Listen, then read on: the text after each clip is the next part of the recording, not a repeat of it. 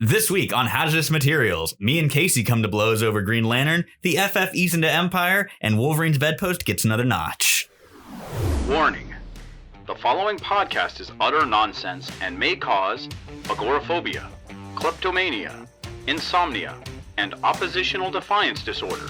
We are required by law to provide you with this disclaimer for hazardous materials.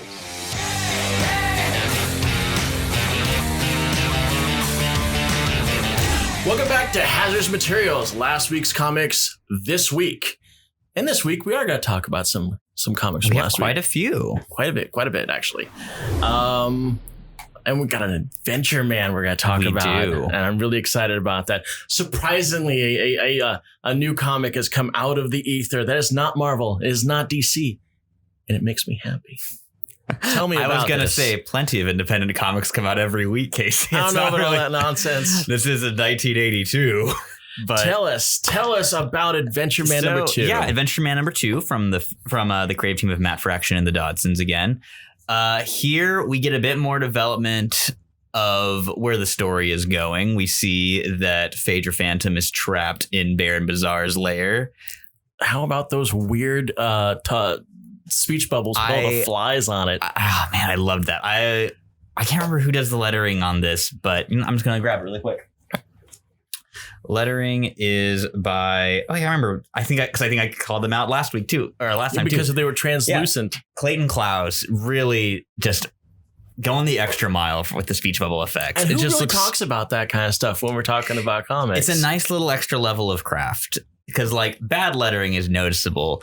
The really great lettering, you don't even notice it. It doesn't hinder your reading at all. Mm-hmm. But like super, super cool, effective lettering is 1 in a million. Yeah. What really flies about this one is that you're looking at it and you're like, what are those? Those little things on the speech bubbles. And then when the character comes on and he's just covered at all level of pestilence and vermin, I'm like, oh my God, those are flies. Now I feel like they're creeping on me as he speaks, which is obviously the tone and the intent of this guy. Yeah, but you get a great sequence of our heroine discovering the Adventure Tower, which no one else can see. Only she can see because she's got the book. This giant Art Deco tower that just came out of nowhere. She defeats the security robots that see via echolocation by using her hearing aids to mess up. So good. I really love this series. I love the visuals for it. I love the world it's building. I love that fun, pulpy tone to it. It really is just a stunning kind of, like, you can tell they've been building up towards this for like a decade, I think, is what they mentioned in the letters column of the last issue. It's interesting that they're building up the supporting characters without being too heavy-handed about, oh, this character, her name is such and such. This is her thing. Like when Sarah came in, mm-hmm. and if you look really hard, she has prosthetic legs. Yes. But they don't point it out other than the fact that you have to look at the one tiny frame that showcases her just kind of running into the place because she's all about those pastries. Yeah, she's like a runner and I think maybe a competitive ice skater is what mentioned in the previous issue. Yeah. Because like she puts her feet up on the table in the first dinner scene in the first issue. And I must have missed that. It's a really cool detail. I just really love how fleshed out all the characters in this book are. Like they all feel like people. It feels like this could easily be translated into like an Amazon series or a Hulu series once everything kind of gets built up.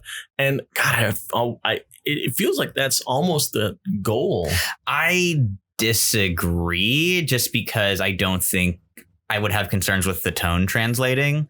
Like, I also really don't like this modern obsession with everything being a spec script to be a show. Like, let it be a comic. Let it be an amazing, well-done comic. Because, like, you're not going to get the Dodson's visuals, like, on a TV show, you know? No, you're not. But, I mean, looking at this, it does feel like a spec script. I disagree. It lacks this is obviously where we have the part ways. It lacks that wry cynicism of a Mark Millar script or Mark Miller script where it's just like, oh, here we go. This is going to be, I'm trying to get a movie sold at Fox. You know? Don't have to have a level of cynicism with your supporting characters to get a deal made. These are warm and supportive characters that people would probably want to enjoy. I mean, TV show. Behind the scenes cynicism, like how Mark Miller pitches all of his stuff as like 4 or 5 issue miniseries with sequel hooks and so he can sell them as spec scripts. Okay, I can understand that. But I still think this would have potential. I could easily see this as an entertaining television show. It could, but I don't think it needs to justify its existence. No, and I don't, but it's there. Yeah. Okay. So We'll land on that. yes, we'll land on that. So, do you have anything else you want to say about this? I really loved the back matter of the issue where Matt Fraction was using his platform to advocate for causes he believes in. I thought that was really cool. And yeah, there was quite a number of pages at the very end dedicated to that. A lot of essays he links to, a lot of charity drives and whatnot. Just a really cool thing, and I've never seen one thing like that in a comic before. So yeah, he's basically guiding is like, hey, if you non-black people read this, here's how you can look into books on how to educate children into not having racial ideals or just tones. And there's always I always mess up her name. Coretta Scott King. Her book was detailed in there, and there were some other ones there.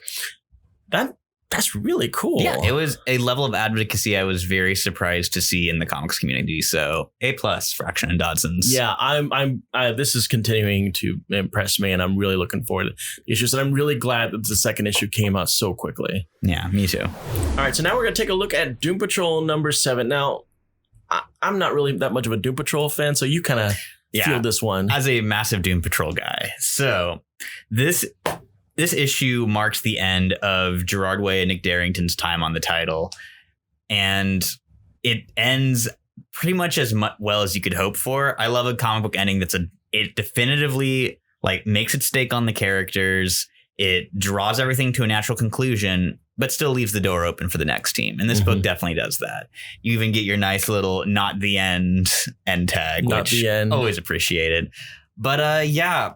Here we see the culmination of in Weight of the Worlds, kind of the main overarching plot has been about Robot Man upgrading himself. And he has upgraded himself to the point of becoming a planet. He is Planet Cliff. Oh, my. And the way his upgrades work is that every time he helps someone, he gets a new upgrade. Huh. He's got like self-upgrading technology on him. But he's gotten to the point where he's now a planet. And his goal is to help everyone in the universe and become an entire universe. So the Doom Patrol obviously is like, hey, our boy's he's gone a little nuts. We gotta stop him. And do you want me to? Should I spoil what the ending is? I don't care. All right. Do you care? So ultimately, Jane is able to reach the core of him and disconnect his brain, and Robot Man becomes a robo baby. So he gets we got a 2001 kind of thing going on here. We get I'm actually really excited to see what they do with Robo Baby. If the next team decides to pick up that ball, I'm worried that what will happen is that in issue 1 he just becomes a Robot Man again. So is the title rebooting, or are we going to get an 8? They don't have anything yet. Like, this is the end of the series. Okay. So until, I would assume they will probably make an announcement soon, since the show is on HBO Max now and is 5 episodes into season 2, and it's very, very good. Highly recommend it. Speaking of Gerard Way and TV shows, have you seen the trailer for Umbrella Academy 2? I haven't watched it yet. So good. Oh, I'll have to check it out. Have you seen the first season? Yeah, I really dug the first season. Well, currently they're introducing this new character, and his head is a fishbowl. That's cool. I like that. It almost feels like BPRD with its level of insanity on character design. I like that. I strangely do enjoy Mike Mignola in BPRD, even though he draws the kind of style that I typically don't like. Good art, I know. Yes. But I enjoy that because it suits the tone of the book. If he was drawing heroes, I probably wouldn't like it. Hey, man, have you ever read that X-Force issue he drew? I know the X Factor issue he did, X Factor number 70. He just did the cover on that. Oh, did he? I thought he did the internals on that. No, but it's like X-Force, like number 4 or something. It's pretty early in the run. It's embedded in the middle of the Liefeld stuff, but there's an issue that he does. No way I would have seen that. Oh boy, it's such a contrast. And you're just like, oh my God, we could have had cool minimalist X-Force. I would have taken that over Liefeld, but then again, I'll usually take a sledgehammer to my face and my dental work over Liefeld. Ayo. So yeah, Doom Patrol 7 wraps up Way to the Worlds in a great way. I'm hoping they do a nice big hardcover collecting the 3 prior volumes that Way has worked on, so we can just put that right on my shelf next to my Morrison stuff. And I recently actually being annoyed that DC backed out of reprinting Rachel Pollack's run, which followed Grant Morrison's, I dropped $75 on assembling all of the singles of her run, and I'm debating getting them custom bound. That would be really cool. I've always wanted to get a custom binding of Rom Space Knight. That'd be a big one, because Rom ran for quite a few issues. He did, and there's absolutely no trades ever for it. And I've seen somebody do a custom bind for it. It looks beautiful. I'm sure it's pricey as hell to do it. Of course, yeah. So now we got something that we really want to talk about. Yeah, so this is, I've been referring to as our Siskel and Ebert moment. Yes. Because we disagree very strongly on Green Lantern Season 2, number 5 by Grant Morrison and Liam Sharp. This isn't even my favorite issue of the run, but I feel compelled to defend it against Casey's baseless accusations. No, this really comes from the fact that both Gideon and I are hardcore Green Lantern fans, so we expect only the best. However, Gideon's definition of the best is far away from mine. Mine is like on the nose, and Gideon's is in troubled paradise. All right, so basically the setup of this issue is it is playing with kind of like how Green Lantern Black Stars was carrying ideas of the DC universe to their crazy, depressing extremes.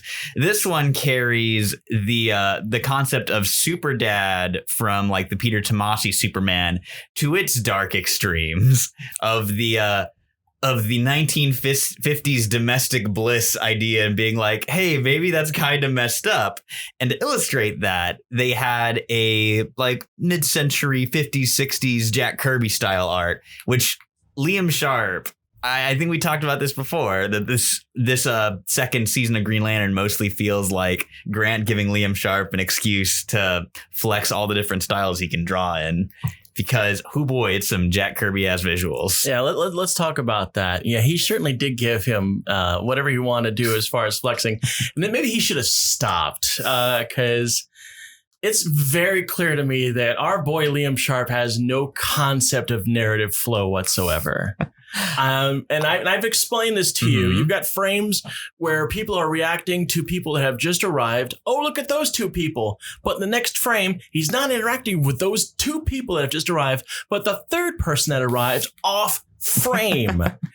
What? And I'm like, okay, what's going on here? It's a stylistic choice. It's a bad choice.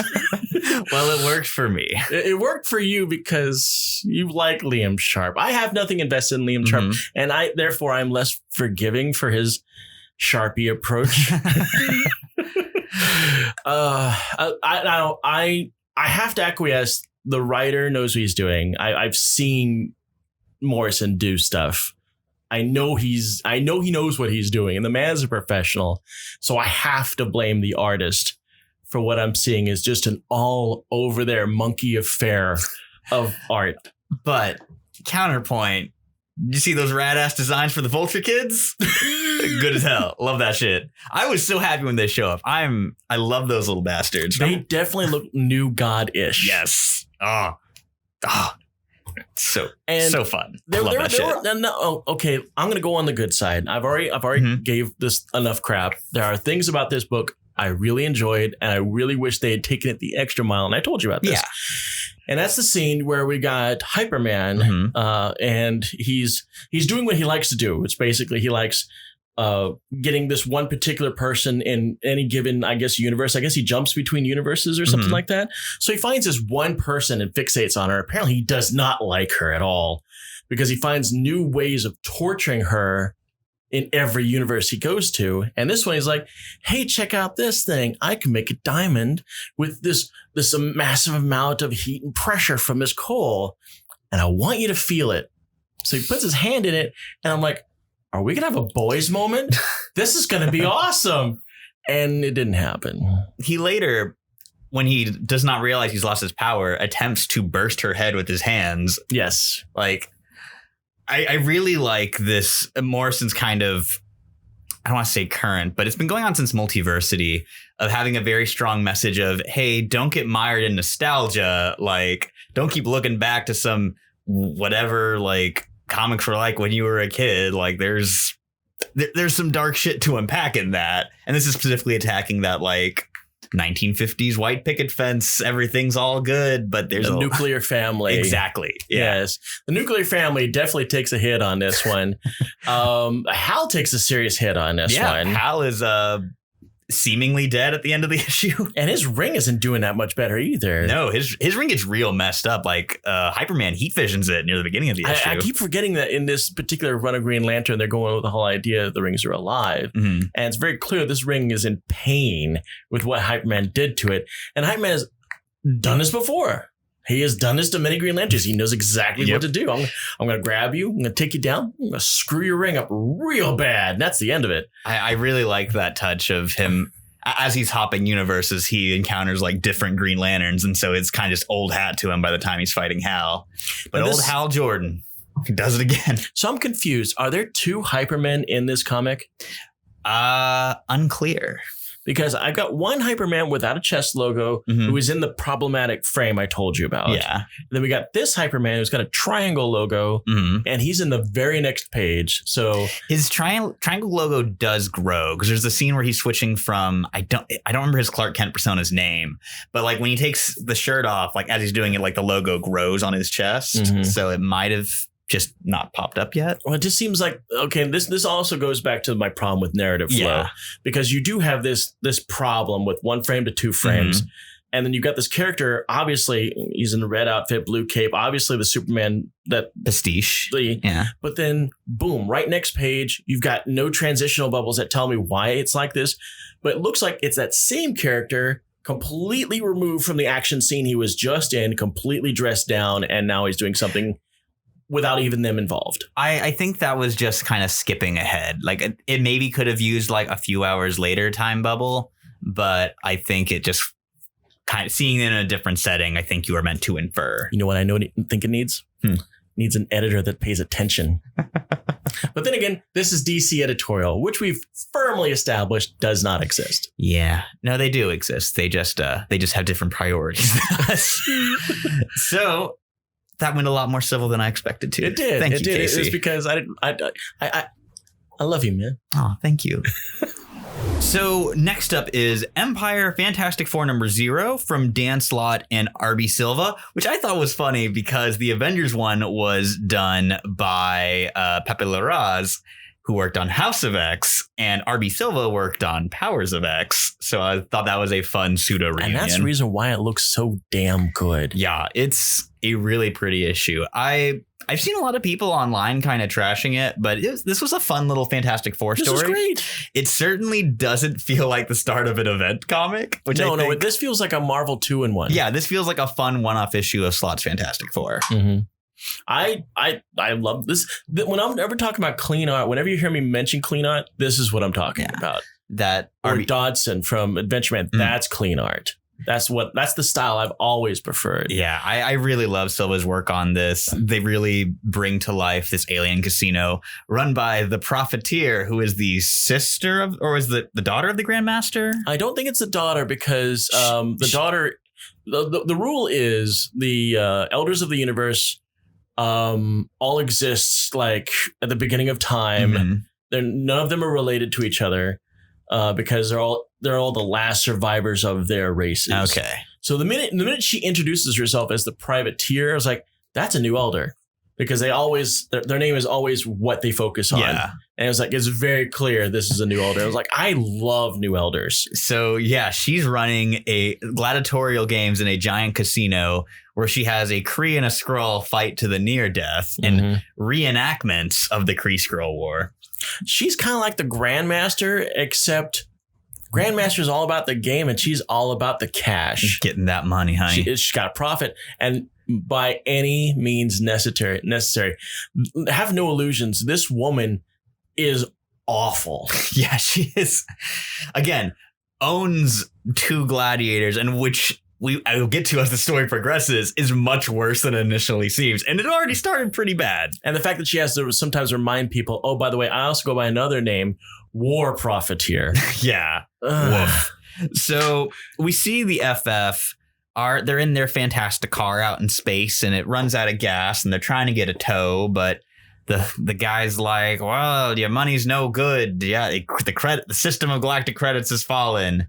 But then he recognizes Ben Grimm as that guy who... that guy that fight the Torgan or something like that. The champ, referencing my favorite issue of Marvel 2-in-1, the one where the Thing goes toe-to-toe with the champion, but he's just too darn stupid to give up. Mm-hmm. Such a good issue. And so I thought that was the champion, but they were using the champion's real name. Mm-hmm.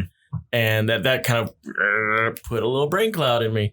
I want to see the champion more. He was so fun. Me too. I think it's the last time he showed up Deadpool Corps. Think so. Oof. Yikes. Yeah. So anyways, Ben Grimm says it's bartering time. It's bartering time. And so they agree to, if they can get a tow to the space casino, they want Ben to go in and fight, and they agree to give him a share of the winnings. So yeah, because as far as they're concerned, he's going to win. Yeah. This is Johnny Storm doing his best Don King thing, because he goes in and is like, yeah, my boy's going to win. I'm going to get a cut of it. The ever-loving blue-eyed Thing.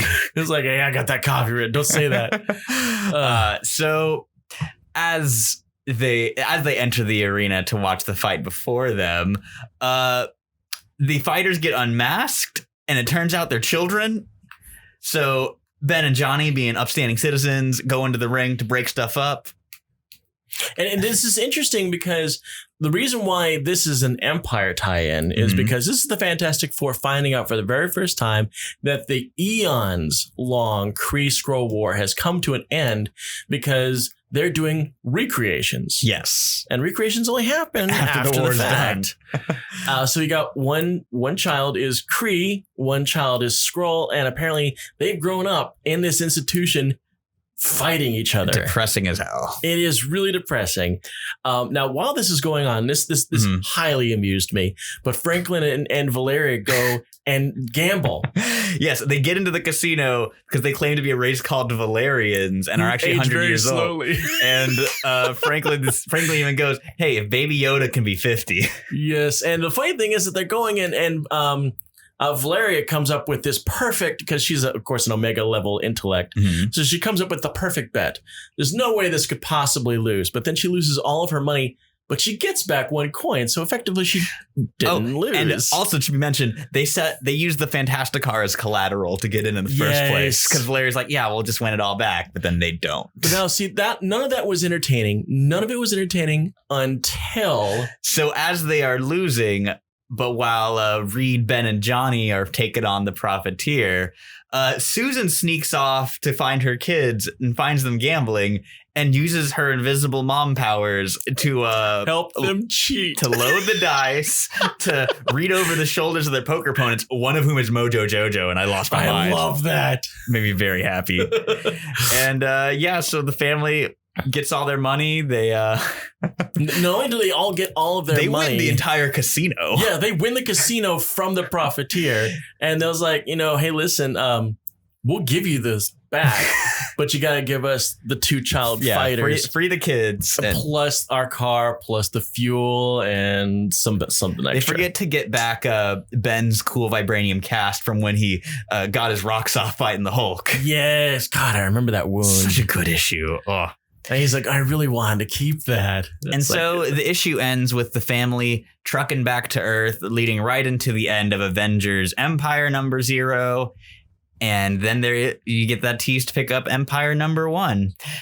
And I enjoyed this issue a lot. I don't think it was as good as the Avengers issue. The Avengers issue felt much more like epic setup for an event. This one felt like a fun issue of Fantastic Four. Well, I think that's because for the Avengers...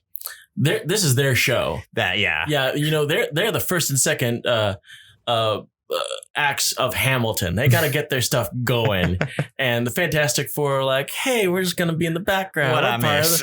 Yeah, we're doing our thing. We don't really have that much invested. Yeah, but to say the FF really, for an event that's labeled Avengers Fantastic Four Empyre, the FF have much less skin in the game than the Avengers do. Yeah, they really do. The covers are really nice. The Cheung covers. Yeah.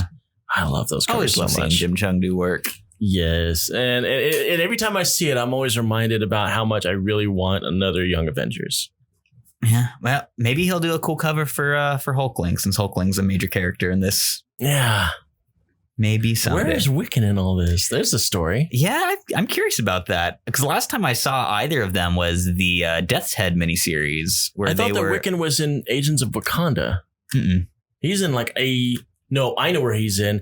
He's in Strike Force. Oh, that's right. Yeah. Yeah, I haven't been reading Strike Force, though. Neither have I, which is really sad because Spider-Woman is in it. It's got a bunch of characters. It had like Blades in it. Son of Satan's in it. Like, yeah. I should pick it up. And I like Teenie Howard. So. And I like the characters in it, but when I read it, I was bored. No, I didn't even pick it up. Not only was I bored, but the title just looks boring. It's like Strike Force. The title does suck. And that makes me less excited to read it. But it's got Blade and Monica and Damien. And Jessica Drew. A lot of folks. A lot of good folks. That has lots of promise, but it's just not doing it. Yeah. But anyways, fantastic. If you like the Fantastic Four, if you like Slott's take on the characters, check this out. I'm actually really excited to pick up the tie-ins and the ongoing because we get Valerian Franklin getting Spidey and Wolverine back for a little new Fantastic Four action. Oh, yeah, that's right. So now we're going to talk a little bit about the last issue of Black Panther and the Agents of Wakanda. Now, we call this the last issue because the Empyre tie-ins have both been canceled. Yeah, really disappointing. So a lot of books I really like ended this week. Lois Lane ended. Steve Orlando's run on Wonder Woman ended. DoomPatrol ended. Quantum and Woody ended. Quantum and Woody ended? Yeah. It was a very fun 4-issue run by Chris Hastings, and I'm blanking on... It only went 4 issues? So... There was a lot of behind the scenes drama, especially with Valiant right now, that I don't really want to get into. But yeah, it at least ends like it concludes. You know, I was really worried it'd just be a cliffhanger, but they wrap it up. See, now I'm intrigued because I don't know anything about this. I'll tell you later. Yeah. They want to know. Okay, fine. So Valiant last year, maybe a little bit more than a year ago, Valiant got bought out by a Chinese company that was interested in developing their characters for film, which we saw with Bloodshot earlier this year, which didn't do too hot. But a big thing that frustrated a lot of people is a lot of like, I think the editor in chief walked away. Mm-hmm. Like a lot of high-ranking members within Valiant left the company after that or got fired. And so Valiant's publishing line's kind of been scrambling the past year. And this kind of culminated when the pandemic hit and Valiant head honchos had made a pencils down order, which resulted in, give me 1 second to grab the book. Just to remind myself of who did the art on this. We can edit this down in post.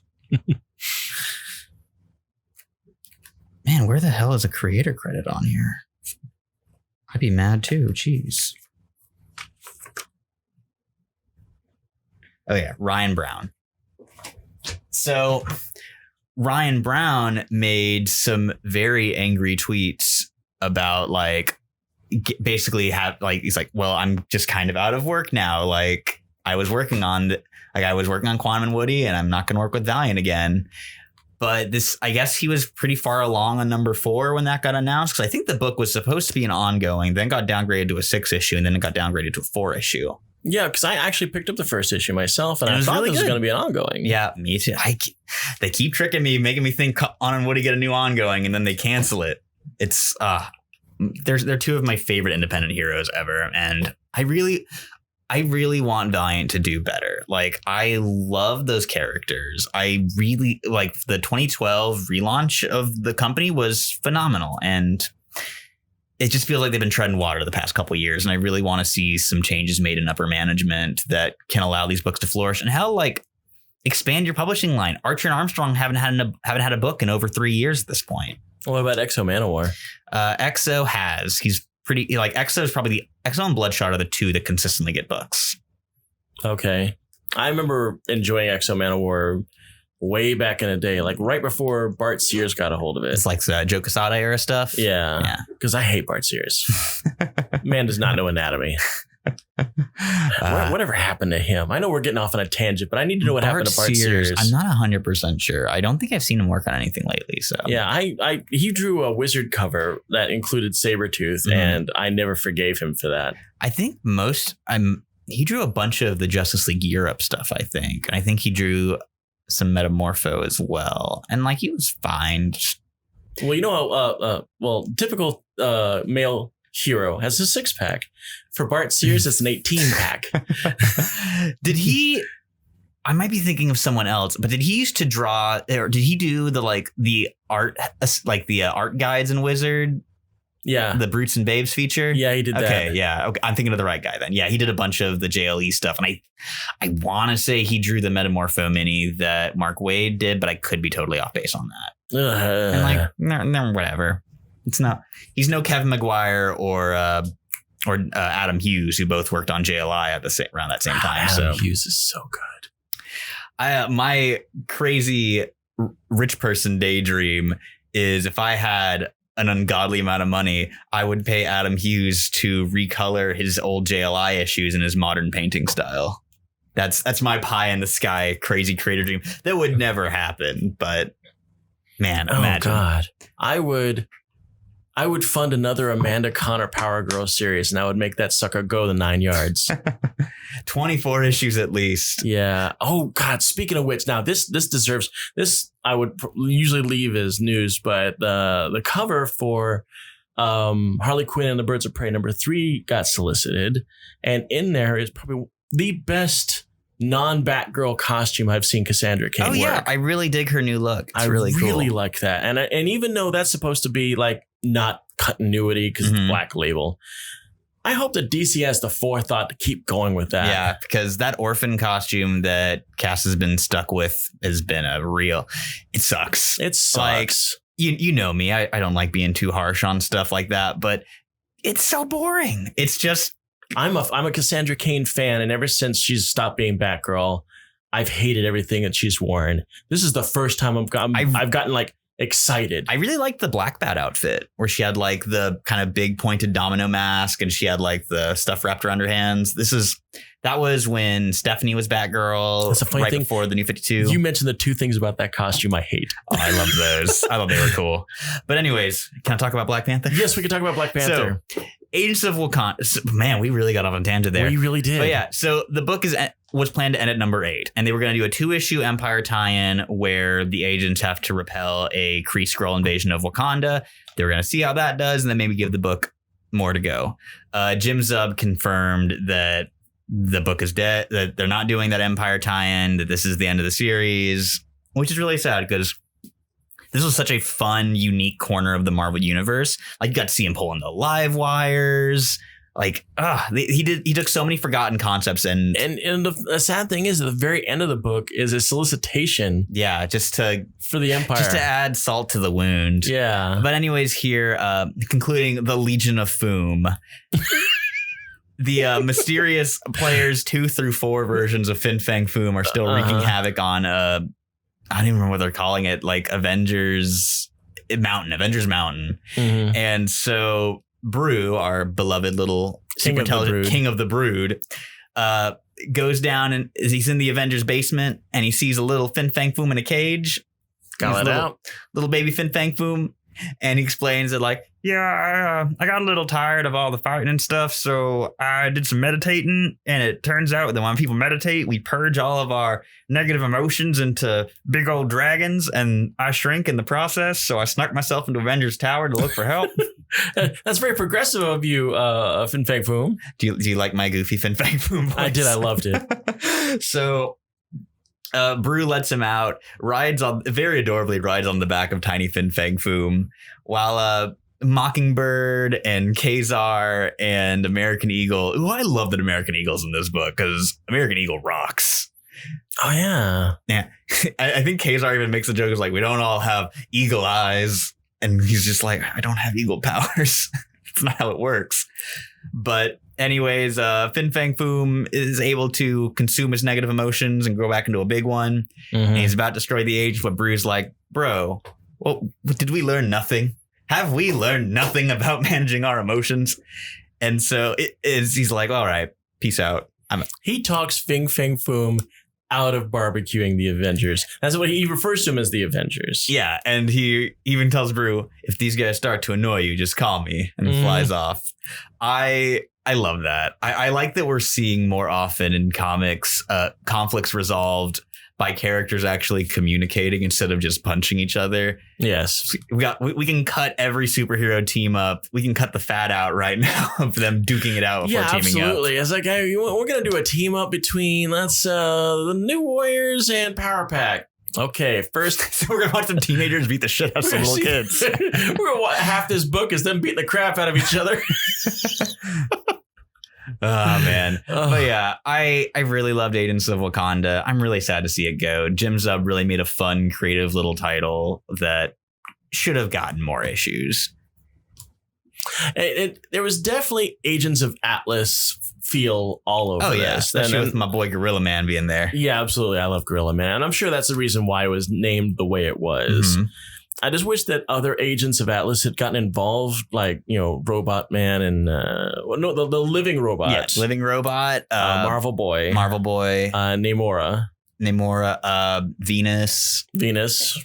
Jimmy Woo is heading up the all new Agents of Atlas. So which that didn't. Is it still going? They did a 6-issue. I think they got a 6-issue mini. Then they're doing a 4-issue Atlantis Attacks mini where they're fighting Namor. And then I don't know what the future of the book is beyond that, because I think Atlantis Attacks was on number 2 or 3 when things got shut down. Okay. Because that seemed like that was the right kind of book to have. Yeah. Going on. And I'm glad they did something like that. I agree.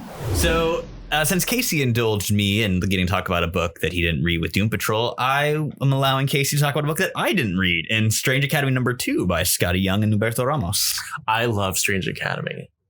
Of course, I mean, this might be scratching the itch that I need scratched right now, which is my Harry Potter itch. And as we know, being a Harry Potter fan is a little problematic right now. It's trying times. It is trying times for us former students of Hogwarts.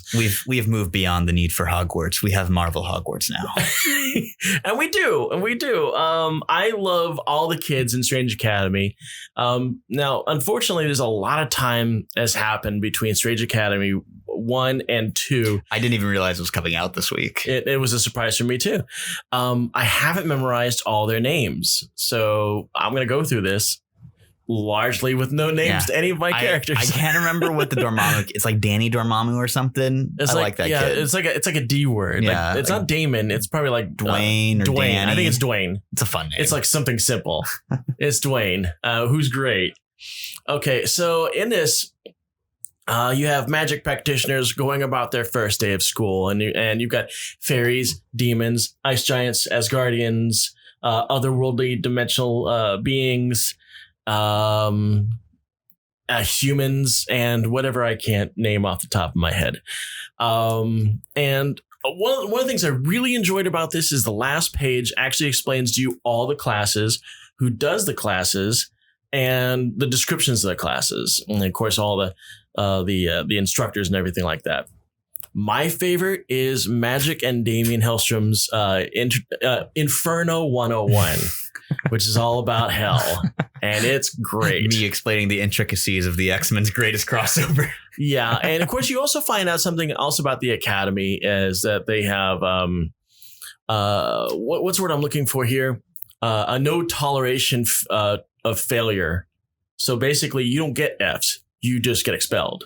If you totally screw up, you're out of here. Does anyone get the axe this issue? No one gets the axe, but people do test the patience. We're going to get to that.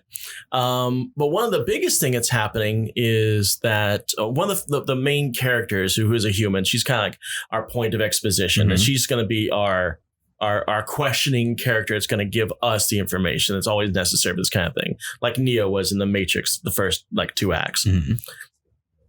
She's like, I was told that magic has a price, yet we're just throwing magic like crazy around here. And then, of course, the teacher goes, oh, yeah, we've set something up. We're taking care of that. And you're thinking, oh, OK, maybe they got some strange deal, like some, dimensional thing is taking the shunt of this hit or whatever. They don't go into details. But when she goes to the other teachers going, somebody's asking us about the price, the teachers get worried. They don't tell you why, but they get worried that people are asking. And she goes, other students are going to ask, what are we going to do about this? So that's apparently a plot point with this. Now, as to what do we do with students that step out of line?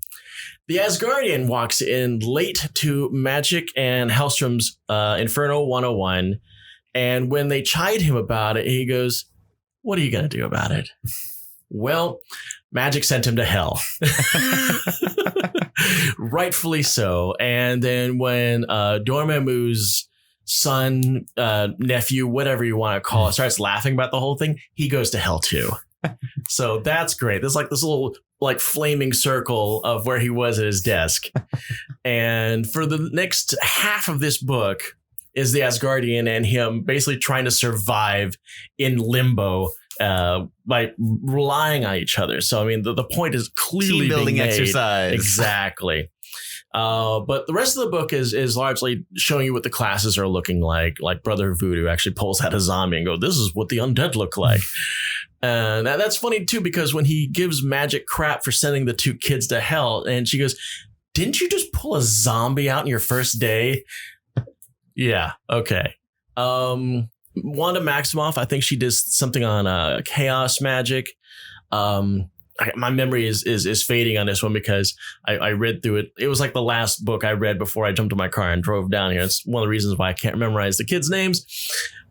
This bears at least 2 or 3 readings. It's a little dense, but there's so many things to find in this. I really like the fact that there's so much going on in this book that's going to keep me entertained in the long haul. And if you're the kind of person that waits for like a trade paperback, this is going to entertain the holy crap out of you. I foresee that once this is done, this is going to be one of those great trades that you have to have. I'm excited. Yeah.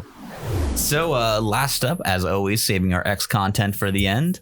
X-Force number 10 by the ever reliable Ben Percy and Josh Cassara. So there's a lot of plants here. A lot of plants. Yeah. Previously in X-Force, so there was that nation that was developing their own plant technology to rival Krakoa, and Beast sabotaged it, not knowing that he accidentally caused the flora to go crazy and grab the entire population of that country and drag them off to ancient temples.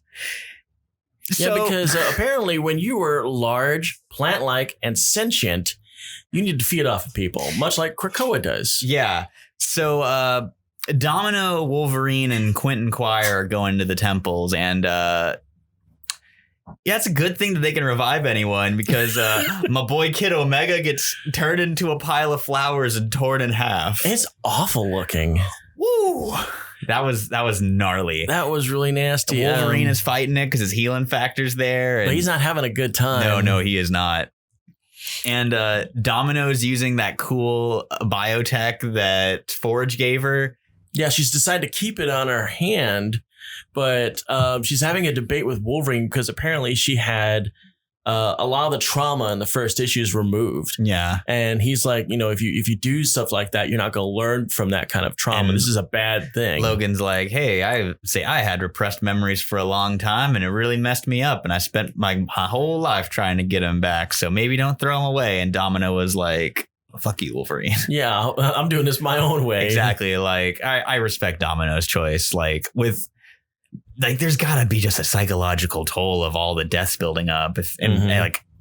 I really hope that the 5 have a thing in place to be like, yeah, maybe forget this one. And they do talk about that. They do talk about the fact that the X-Force has to do stuff like this because if they lose their edge, if Krakoa somehow goes insane, or if they lose their ability to revive themselves, they've lost a distinct edge that allows them to exist.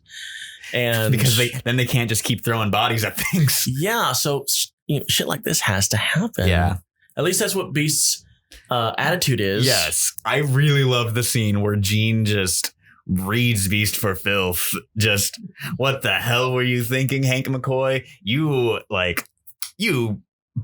I was not going to say almost. You committed genocide. You condemned this entire country to death. I mean, Hank's intention was the sacrifice of the one to save the millions, but in his gamble, he sacrificed a country. Yeah. So Hank McCoy continues to be the worst. Beast is one of my favorite X-Men of all time, but he's basically been a supervillain the past decade. Yeah, the Beast and Wonder Man combo that we want is just not going to come anytime soon. When Dark Beast was in Uncanny for a while, it's a little unnerving just how much more fun he is than regular Beast now. He's like now Beast, but he's smiling about it. Exactly. He doesn't have the ethical quandaries about it that Beast does. He doesn't try to justify it. He's like, yeah, I'm a pretty messed up evil guy. I'm kind of evil. So Jean throws Beast around his office for a bit, then brings Sage in a very fun adventure outfit. Yes, she's definitely on her safari outfit. There's a bit where Black Tom says, it's like you're covered in fungus. No, you're covered in measles. There we go. But if measles was pockets. We should also notice that while that's all going on, Black Tom took it upon himself to go in and try to save the away team. And, he doesn't quite work out super well for him until Jean Grey shows up to help out. He tries to be a hero. It's the thought that counts. It's the thought that counts. And it was. I like the fact that they went in, even though he clearly had failed at what he was doing. They recognized, we know you're trying to do the right thing. And I like that. Yeah, I really love, because pretty much every whenever someone comes onto an X book, they always bring along their pet favorite C to Z list character to buff them up. And I really love how much work Ben Percy's doing for Black Tom. Yeah, absolutely. But when does his life mate, the Juggernaut, come back? I need some Jugs and Black Tom. And I noticed that this specific issue, that Black Tom's becoming more lucid. He's talking more in first person, not in third. Yeah, he was for a long time. It's like, Black Tom will figure it out. I'll talk to the plants and whatnot. And he's still a little nutsy. But in this one, he's starting to catch his lucidity. He's getting some more individuality back. Yeah. You can tell that the initial shock of bonding to the island of Krakoa is starting to wear off. And I like the fact that subtlety exists. Me too. That's choice writing. Who did this? Ben Percy. I'm going to look into him. Ben Percy. He did a really good Green Arrow run. He did the Green Arrow Rebirth series for the first 40 issues. And I read that. It's really good. Yeah. Yeah. But he was actually supposed to take over Nightwing before the Rick Grayson stuff happened. Ah, jeez. He got one issue out, and then Dane DiDio was like, so Dick Grayson's going to lose his memory. And he's like, well, I hadn't written for that. And then he was just like, I'm out. But now we got him on X-Force and Wolverine. So and our boy Dan DiDio's finding another job. Yeah. So everything worked out in the end. But to wrap up this issue, Jean has left X-Force. She and Wolverine. She was supposed to be their leader, apparently. Yeah. What a poor choice of leader. Idealistic Jean Grey on Beast is much better suited for it. He'll make those kill commands. But so Jean gets some hot tub time with Logan, and what you pointed out, when I read it, I assumed she was naked. You pointed out that she's wearing a bikini, and that was probably added in after some editorial notes. Yeah, I think what happened is this is clearly Logan chilling out in a hot tub, and then naked Jean comes by for a little one-on-one time. And somebody apparently in editorial goes, nope, put a bikini on her. And the reason why it stood out is because it's doing the comic trope of, here, we're going to show you naked person, but not naked person. We're going to put hair over her boobies. A technique that Dave Cockrum and John Byrne got a lot of mileage out on Storm back in the 80s. Very much in Storm in the very days. And we're going to put something right in front of her Nanu. Yep. Which was Logan's head. And so all that placement is happening, but then you've got this bikini all over it. And in the other shots, especially the one where she's in his lap, the bikini is gone. Yeah, I'm about to say, I was like, you said all over, I didn't even notice it when I was reading it. You had to point it out to me. Clearly an editorial thing. But We got you. We saw that. What I really liked about this sequence was Logan's comment of everything about Colossus is big, which we're just adding to our graph. I needed a Jonathan Hickman hookup graph for Krakoa because whoo boy. Oh my God. Which I kind of thought that might have been a fun little nod to Ultimate X-Men because Colossus was into Wolverine. That's right. He really was. It wasn't a mutual thing, but no. Our boy Ultimate Wolverine is short life because he got killed by Magneto hardcore. Yeah, he did. And you know what? I'll say it. Ultimate Wolverine deserved it. Ultimate Wolverine was a fuck. Ultimate Wolverine was a bastard.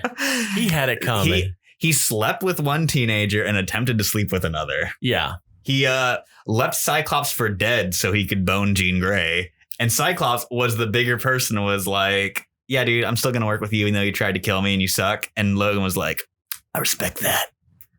Yeah, I remember Ultimate big old creep. Ultimate Sabretooth. I mean, he was like this big hulking thing with like these mouthful of jaws, and he had like four claws. Four claws coming out of his hand. And one of them's broken. Yes. It's not actually adamantium. And I loved that line when he first like snicks, and Logan goes, oh, you got 4 claws added? That's really not going to convince people that you're not the Chinese knockoff of me. And yeah, Ultimate Sabretooth was kind of a laughable character. Yeah. I never invested in him. He had a good design, though. I liked his camo pants and tank top look. I liked his head. Yeah. Because he had a mouthful of thick, sharp teeth. You know what? My favorite thing about Ultimate Wolverine was that he was also Ultimate Cable. Oh, yeah. I think that was the last Ultimate X-Men story I really enjoyed was... Or that he got Ultimate torn in half during the Incredible Hulk Wolverine. Oh, yes. Oh, man. Ultimate Hulk versus Wolverine. We've talked about it before, but... Yeah, because it took forever for that book to finalize. Damon Lindelof, Lino Yu worked on that. Just a fun little book. Didn't they finish that book long after Wolverine was killed? Yeah, I think there was like at least a 4-year gap between issues. At least. Because I remember is they tore him in half and then they left that.